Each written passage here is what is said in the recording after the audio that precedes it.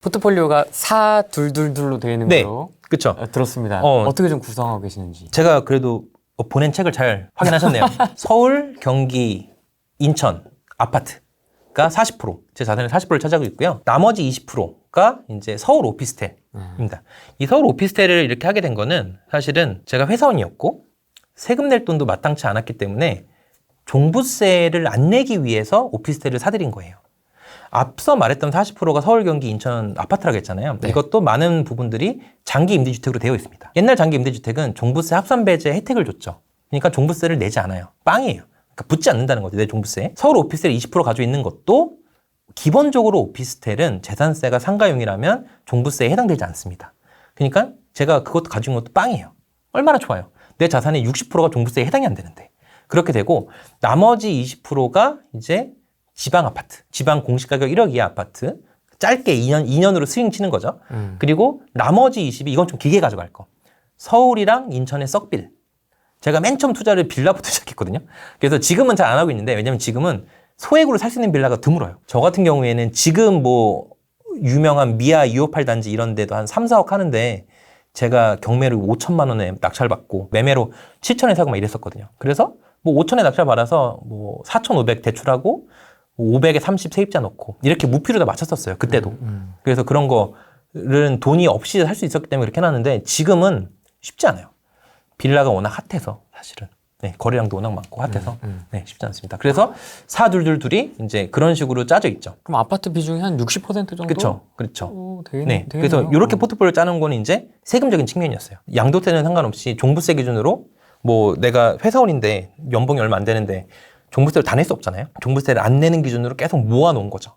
짜놓은 거예요. 부동산 투자하시는 분들은 뭐 지금 따지고 보면 물건 이런 것도 많이 따지긴 하는데 저는 맨 처음 제 포트폴리오를 짜기 전에 투자하기 전에 한 2013년, 14년 이때 그때 부동산 책 읽으면서 책을 찍고 페이스북에다 그때 많이 올리고 했었거든요. 뭐 읽었는지. 근데 뭐 부동산과 세금 이렇게 국세청에서 발행하는 세금 책들이 있어요. 네. 그러니까 제가 그 당시에도 그 책을 본 거예요.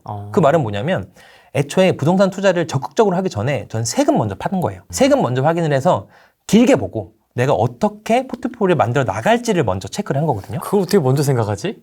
보통은 다 해놓고 저지르고 그렇죠. 저지르고 수습이 안 돼요. 해놓고 세무사가 양도세 이거 뭐 이렇게 많이 나와 이렇게 하잖아요. 근데 저는 그 애초부터 좋아했어요. 그런 거를. 그런 공부하는 거 수치 공부하고 세금 공부하고 그래서 포트폴리오 그때 미리 좀 계산해봤죠. 이렇게 왜냐면 그 오피스텔이 종부세 안 들어간 것도 제가 어떻게 알았냐면 경매로 2014년에 인천시청 옆에 구월동에 네, 하나 받아놓은 게 있었거든요. 경매로. 근데 그것도 따져보니까 얘가 종부세가 안 들어가네? 이래서 생각이 든 거예요. 그래서 굉장히 일찍부터 알고 있었죠. 시스템은. 저도 구월동에 있습니다. 아, 그래요? 구월동 있어요? 싸게 산 건 아니라서. 저는 2014년에 7,500에 샀는데 지금 7,500에 못 팔아요. 그러니까 그때 생각한 거 뭐냐면 원룸 오피스텔 절대 사지 마라? 이 말은 맞아요. 저는 제가 그걸 강의도 하고 지금도 얘기하고 있지만 사지 말라고 하는 게 맞아요. 왜 이렇게 전 산다라고 하냐? 상위 입지니까 하는 거예요. 근데 정말 상위 입지가 아닌 곳에 저한테 이거 제파신님 무피인데 사도 돼요? 그러니까 그 얘기예요. 무피는 아무것도 중요한 게 아니다. 무피로 살라고 마음만 먹었으면 지금도 천채는 산다. 진짜로. 왜 그 무슨 세모녀 사건 그런 거 있잖아요. 빌라 500개 산 거. 이것도 마음만 먹으면 살 수 있어요. 못 사는 거 아니에요. 뭐 지금은 취득세 때문에 좀 다를 수는 있긴 한데 뭐 그때는 1%였기 때문에 샀겠죠. 근데 어쨌든 갭보다는 사실은 그 물건이 얼마나 현 시세에서 안전마진이 들어있느냐. 그게 제일 중요하죠. 근데 그걸 잘 안 따지더라고요. 처음에는 그냥 갭만 적으면 무조건 성공할 거라 생각하시는데 그거는 전혀 아니에요. 근데 갭만 따졌을 땐 사실 상승장 초입에 갭이 없는 부분과 상승장 끝말에 갭이 없는 부분은 똑같아지거든요. 지금도 갭이 없는 거 많아요. 오히려. 대신 매매가랑 전세가가 둘 다 높죠. 요런 거 사면 이제 지옥행 열차를 끊는다고 보시면 돼요. 매매가 떨어지면 역전세, 전세가 떨어지면 전세금 반환해줘야 되고 요런 부분들이 이루어지기 때문에 절대 뭐 무갭이니까 한다? 이거는 2019, 20, 21 요 때가 중요한 거지 지금은 무갭이라는 건 의미가 없고 얼마나 그 물건에 안전마진이 껴있느냐 요게 가장 베스트죠. 갭만 보고 무지성으로 사면 끝나요. 그거는 진짜... 정말 무서운 거예요. 그래서 뭐 이거는 좋은 툴이긴 한데 이 툴이 언제 빛나냐면 상승장 초입에 빛나는 거예요. 왜? 들어가는 비용이 없기 때문에 벼락부자가 될 수 있는 사람들은 사실상 지금도 딱 보면 지역을 하나 찍고 거기에 들어가신 분들이 있거든요. 창원, 전주 뭐 이런 데 있잖아요. 그러니까 뭐 천안 이런 데. 천안은 지금 공급량이 좀 많아서 그렇지만 이런 데 그냥 지역 하나 찍고 들어가셔서 수십 채 사시는 분들이 괜찮은 거죠. 2019년, 20년에 많이 해놨기 때문에. 해놨기 때문에 그 사람들도 마음의 여유가 있어서 지금도 할 수 있는 거라니까요. 저도 마찬가지로 서울 수도권에 아파트가 많기 때문에 색다른 테마도 할 수 있는 거고. 근데 그런 자기의 뭐 안전한 게 전혀 없이 나도 새로운 걸 뚫어볼까? 이거는 정말 위험한 발상입니다. 부동산 투자는 유명한 투자들이 할 때 같이 들어가져서 나올 때 같이 나와야죠. 근데 그 사람들이랑 사이클을 다르게 해? 나는 다르게 돈을 벌 것 같아 이러면서 완전 반대예요. 그거는. 그건 정말 잘못 생각하신 거예요. 그거는 절대 잘못 생각하신 거고 적어도 그 지역 시세 그래프를 보면 매매량 거래량 그래프도 나오잖아요. 요즘에 이제 한국 부동산 가면 그 거래량 중에 외지인 거래량도 속아낼 수 있어요. 외지인 거래량이 진성이거든요. 그러니까 바닥에서 조정을 한 1년 정도 거치고 상승장이 돌아갔는데 어떻게 판단할 수 있냐? 거래량의 두세 배 정도, 그러니까 평균 거래량치에 두세 배가 외지인이 들어와서 샀다 1차적으로 걔네가 바로 완전 선진입인 거예요. 그거 보셔서 약간 쪼시는 분들은 그러면 한 2, 3차까지 기다리세요. 그러면 이제 원래 평균 100이었던 게 2, 300이 아니라 400, 500 찍을 거예요. 왜? 그런 2, 3차 애들은 1차를 이미 봤으니까 시그널은 온 게 확실하거든. 그러면 이제 들어가시는 건데, 그러면 이제 그때 들어가시는 분은 이제 좀 안정적인 분 들어가는 거고, 초창기에 그렇게 뭐 처음에 딱 시그널이 왔을 때 들어가신 분들은 상승폭을 다 먹는 거예요. 완전 바닥에서부터 끝까지. 이게 보통 한 번 진행되면 한 4, 5년 가거든요. 근데 기본 세율이 2년이잖아요. 2년에서 두 번 돌려도 될 정도이기 때문에 여기서는 갭이 아예 없이 들어가도 1억까지 뗄 수가 있죠. 그거를 얼마나 집중도 있게 수십 차를 하냐, 수채를 하냐. 거기서 약간 진짜 부자가 될 수 있냐 없냐의 판가름이긴 하고 그렇다고 너무 그 사람들 미워하지 마세요. 인생을 건 게임이니까. 그렇잖아요. 만약에 안 되면 어떡해요? 안 되면 결국 다 결과론적인 얘기예요. 시세도 그렇고 거래량도 그렇고 충분히 얘기할 수 있지만 뭐 흐름 투자? 얘기할 수 있죠. 근데 그것도 다 결과론적 얘기 아니에요? 따지고 보면. 그렇잖아요. 사실 전 그렇게 생각해요. 지금 부자가 된 많은 사람들이 만약에 코로나가 없었다면 이건 좀 다른 문제라고 생각을 해요. 코로나가 없었다면 진짜 2018년에 경기도 물량 커졌을 때 하락론을 외치는 사람 되게 많았거든요. 10년 주기설이잖아요. IMF랑 그다음에 서브프라임이랑 10년 주기설로 맞다라고 저는 생각을 했어요. 그러니까 그런 부분들이 유동성을 너무 크게 펼쳐져 있고 왜냐하면 M2 광의통화로 봤을 때 거의 1년에 5%에서 6% 많으면 7, 8%까지 1년에 유동성을 퍼뜨렸는데 2021년에 유동성 M2가 퍼진 게 12.9%거든요. 그러니까 워낙 1년에 많은 돈을 풀어냈기 때문에 그 돈의 이상으로 가치가 상승이 된 거죠. 그러니까 그 물건의 가치는 똑같았을 거예요. 가치가 올라간 게 아니에요. 돈의 가격이 없어지면서 그냥 가격이 물가가 올라갔던 뿐이지. 임대차 보호법도 기존 1년에서 2년으로 바꿀 때도 그때도 엄청 사회적인 문제가 있었거든요. 당연히. 가격을 흔들어 버리니까 인위적으로 그렇게 만들면 안 돼요. 그래서 그 2020년 7월 딱 임대차 3법 이후로 이제 매매, 전세, 월세 모든 시세가 다 폭등하기 시작했거든요. 이 두 가지 사건이 전 제일 크다고 생각해요. 코로나로 인한 유동성과 임대차 3법. 근데 이런 부분들이 만약에 이것도 후행성이지 그때 가서 이걸 누가 예견을 했겠냐고요. 예견 못해요. 그렇죠. 이거는 사실 예견할 수 있는 부분이 아니에요. 그러니까 지금 엄청 벼락부자가 된 사람들은 조금 부자가 됐겠죠. 조금 부자가 됐고 그거 가지고 다음 사이클을 노렸겠죠. 저도 사실은 그 생각입니다.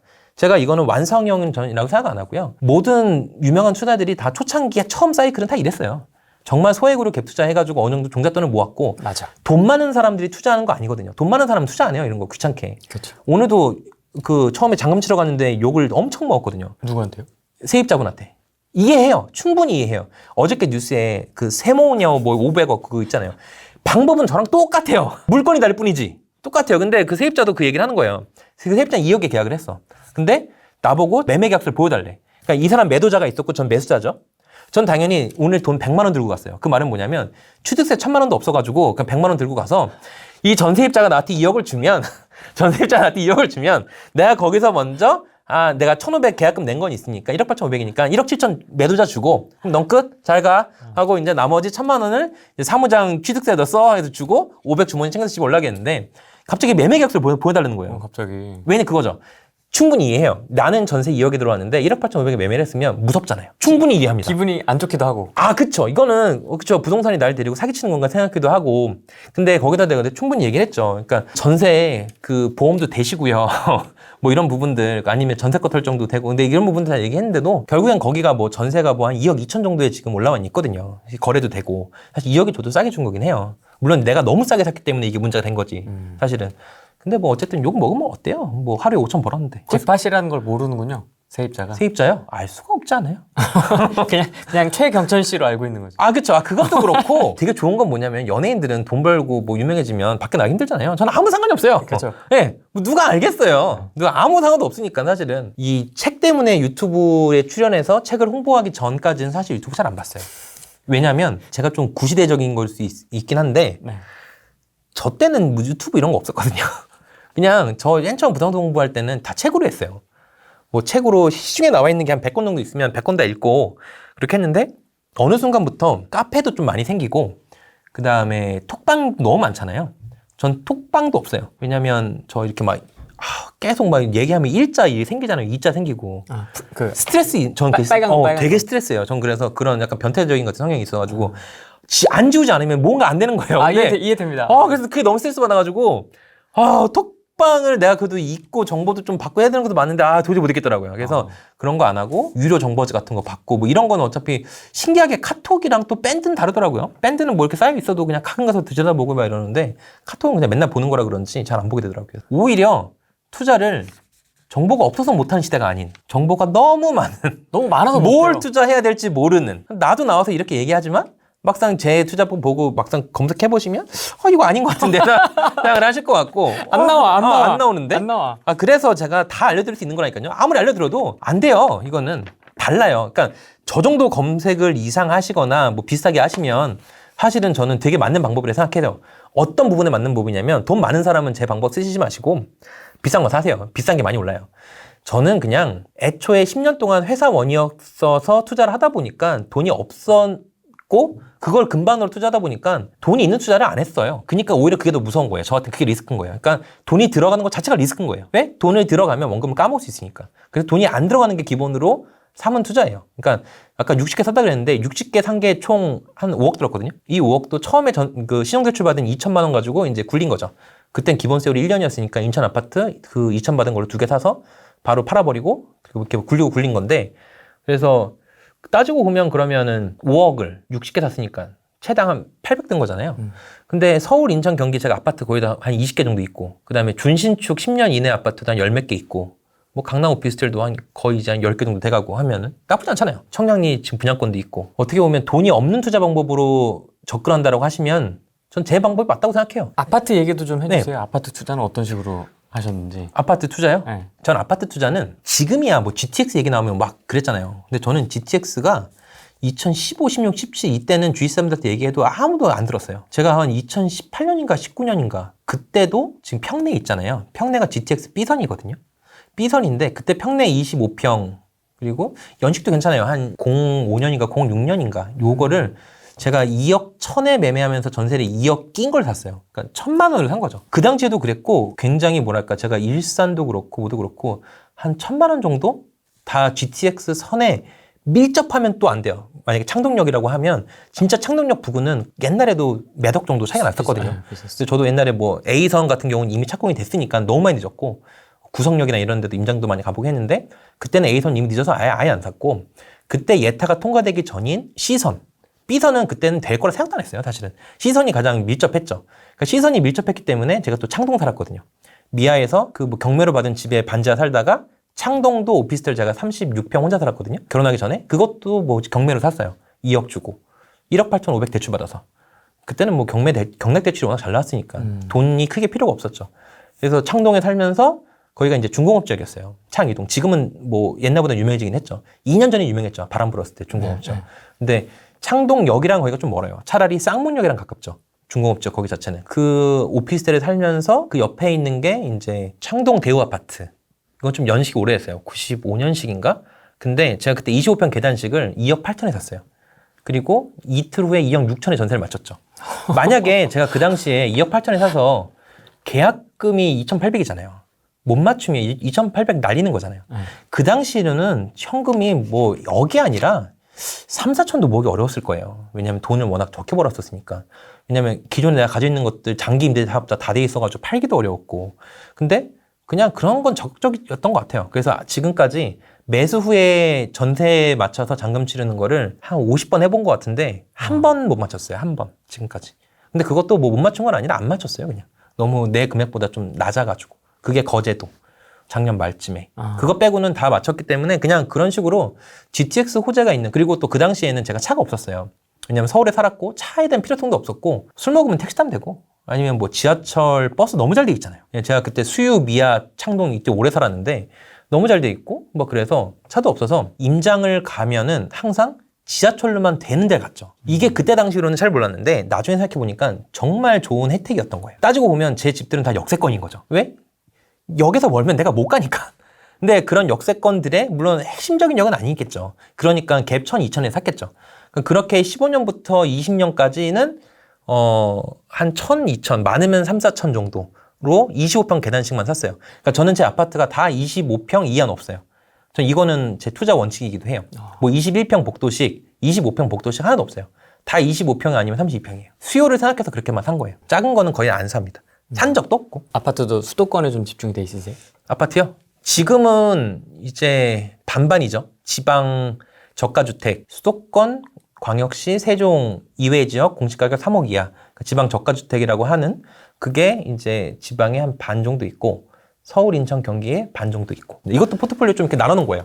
서울 수도권에서 시세가 하락이 되면 이걸 이제 커플링으로 같이 뭉개지는 게 아니라 지방 어느 특정 지역들은 약간 디커플링으로 살아나는 지역을 생각했거든요. 왜냐하면 서울은 이미 2013년부터 상승장이었고 지방 같은 경우에는 2015년부터 2019년까지 하락을 했던 곳이 많아요. 지방 경남 부분이 보통 그렇거든요. 그러니까 그런 부분들이 있어서 약간 이것도 지방에 사는 것도 약간 이렇게 사이클 좀 다르게 혹시나 리스크가 생겼을 때 리스크 해지할 수 있는 방법? 해놨어요.